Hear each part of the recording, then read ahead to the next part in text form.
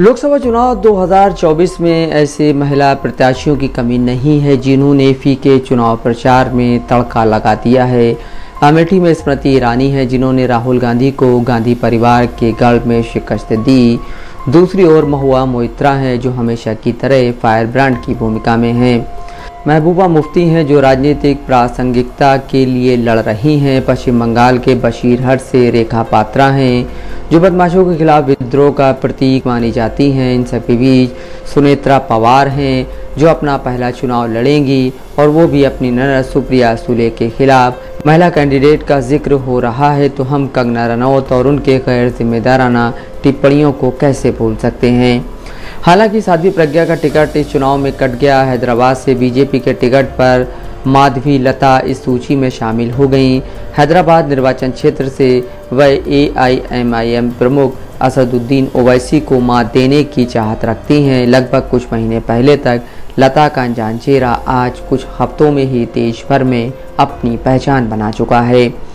BJP के कट्टर समर्थकों को उम्मीद है कि माधवी लता वह कर दिखाएंगी जो लगभग नामुमकिन है। वह हैदराबाद की सीट अपने हिस्से करेंगी जो करीब 40 सालों से MIM और ओवैसी का किला रहा है।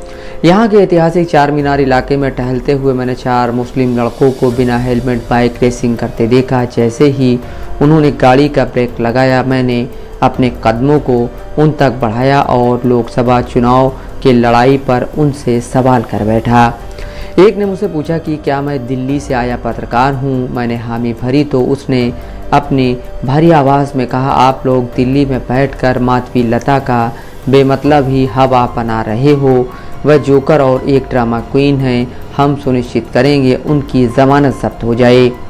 जब मैंने उसे और टटोला और पूछा कि ये हम कौन हैं तो उसने कहा, ये हमारी कौम की इज्जत का सवाल है। तभी दूसरे लड़के ने हमारी बात के बीच में कहा कि ओवैसी काफ़ी लोकप्रिय हैं हिंदुओं में भी। मैंने एक आखिरी सवाल किया। मेरा सवाल था, आपको हैदराबाद में कौन सबसे ज़्यादा पसंद है। चारों ने एक साथ और गर्व से कहा, असदुद्दीन ओवैसी। इसमें कोई शक नहीं कि हैदराबाद में धार्मिक ध्रुवीकरण हुआ है। माधवी लता सभी को ये याद दिलाने का मौका नहीं गंवाती कि हैदराबाद का मूल नाम भाग्यनगर था। उनकी रैलियों और रोड शो में हिंदू प्रतीक और हिंदुत्व रचा कोबा हुआ है। यहाँ तक कि राम मंदिर का आह्वान भी किया जा रहा है और साथ ही यह आक्षेप लगाया जाता है कि ओवैसी भावनात्मक रूप से भारत से जुड़े नहीं हैं। इसमें आश्चर्य नहीं कि माधवी लता हर गली के कोने पर हिंदुत्व का आह्वान कर एक बड़े चुनौती के रूप में उभर रही हैं। पार्टी कार्यकर्ताओं को तो छोड़िए, बीजेपी के शीर्ष नेता और केंद्रीय गृह मंत्री अमित शाह भी सार्वजनिक रूप से कह चुके हैं कि रजाकार 4 दशकों से हैदराबाद पर राज कर रहे हैं और उन्हें इस चुनाव में बाहर कर दिया जाना चाहिए। अगर आपको पता ना हो तो बता दें कि रजाकार एक निजी मिलिशिया थे जो हैदराबाद के तत्कालीन निज़ाम के प्रति वफादार थे और उन्होंने हैदराबाद का भारत में विलय की संधि पर हस्ताक्षर करने से इनकार कर दिया था।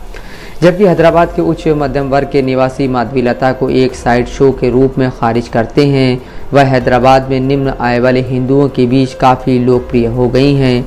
इस सीट पर बीजेपी का हमेशा से कोर वोट मजबूत रहा है। जिस तरीके से प्रचार किए जा रहे हैं इसके कारण इस वोट बेस में हज़ारों हिंदू वोटर शामिल होंगे।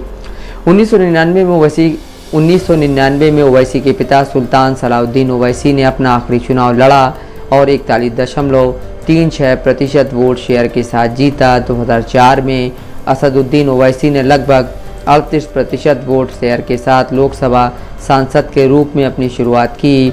2014 तक वोट शेयर 53% तक बढ़ गया था। 2019 के लोकसभा चुनाव में यह 64% था। बीजेपी उम्मीदवार को 28% वोट शेयर के साथ आधे से भी कम वोट मिले। बयानबाजी दिलचस्प है लेकिन असल जवाब डेटा के हाथ में होता है। सुतानु गुरु, दस्तक लाइव न्यूज़।